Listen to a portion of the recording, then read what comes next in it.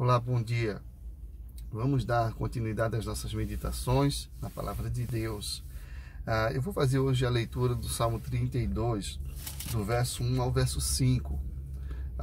Nesse texto nos é apresentada a grande bênção de confessarmos diante de Deus os nossos pecados e o quanto isso restaura a nossa vida e o quanto isso abençoa a nossa vida, a nossa relação com Deus e, consequentemente, tudo mais que diz respeito a nós.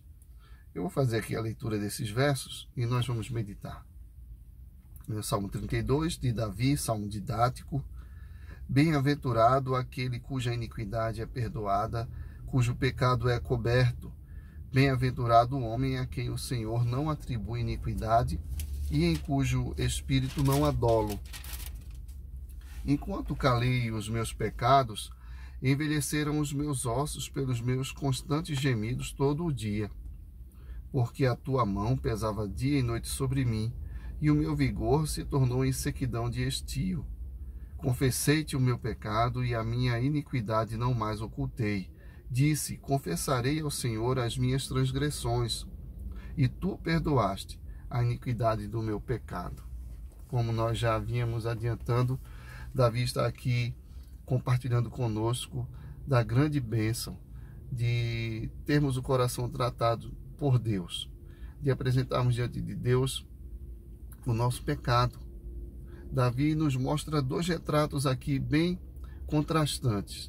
Por um lado, a grande alegria, a bem-aventurança, né? Bem-aventurado é o homem, bem-aventurado aquele cuja iniquidade é perdoada, cujo pecado é coberto. E ele repete, bem-aventurado o homem a quem o Senhor não atribui iniquidade e em cujo espírito não há dolo. Ele faz uma descrição, ele pinta um quadro desejável para cada um de nós. Todos nós queremos ser bem-aventurados, né? Essa expressão que fala de uma grande alegria, que aponta para alguém sobre quem está o favor especial de Deus. Alguém que está sendo objeto de um favor totalmente especial, um favor direcionado, um favor fruto da graça, da misericórdia de Deus, do amor de Deus por ele. Então, Davi diz que alguém que confessa diante de Deus os seus pecados e recebe de Deus o seu perdão, alguém que diante de Deus agora não é mais devedor pelo ato da confissão e da sincera disposição em não mais repetir esses pecados, essa pessoa que diante de Deus é tida agora como alguém justo, em cujo espírito e coração não há dolo, não há fraude, porque sinceramente foi tratado diante de Deus, essa pessoa é bem-aventurada, essa pessoa está debaixo, é alvo de um amor especial, de uma bênção especial, e essa pessoa tem uma vida plena. Por outro lado, usando o seu próprio exemplo, Davi diz que enquanto ele calou os seus pecados, havia muito sofrimento. Se por um lado o perdão restaura e traz alegria, contentamento, traz essa bem-aventurança, essa muita alegria, por outro lado, calar os pecados, escondê-los no coração, escondê-los na alma, escondê-los de Deus, como se isso fosse possível, traz dor, sofrimento. Enquanto calei os meus pecados, envelheceram os meus ossos pelos meus constantes gemidos todo dia. Davi traz aqui um contraste muito radical e o que torna um ensino bastante simples. É muito fácil ver que a primeira opção é infinitamente melhor e mais desejável do que a segunda. É muito melhor confessarmos diante de Deus o pecado e nos dispormos a abandoná-lo, do que manter esse pecado, ocultá-lo, criar todo um artifício em nossa vida para não tomarmos a decisão correta de deixarmos o pecado e confessarmos diante de Deus e tratarmos nossa relação com Deus.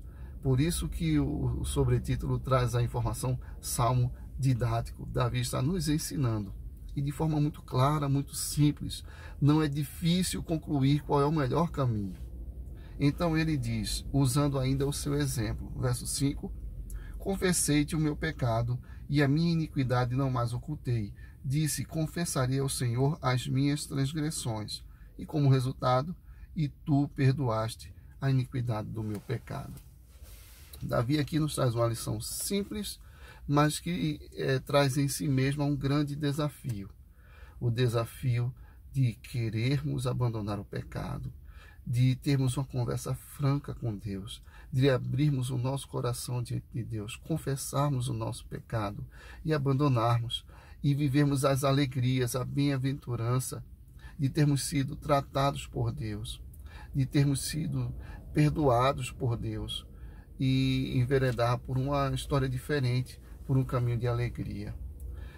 Nessa manhã, o texto nos ensina que eu e você devemos meditar sobre a nossa vida e avaliarmos se hoje não é o dia oportuno de separarmos um tempo e termos uma conversa muito franca com o nosso Pai e apresentarmos diante dele aquilo que nós sabemos que precisamos abandonar ou aquilo que nós sabemos que precisamos começar a fazer. Tenha essa conversa hoje com o seu Pai, o nosso Pai, e que o nosso dia seja guiado e orientado pelo seu Santo Espírito, que nos revela a sua vontade. Deus te abençoe muito.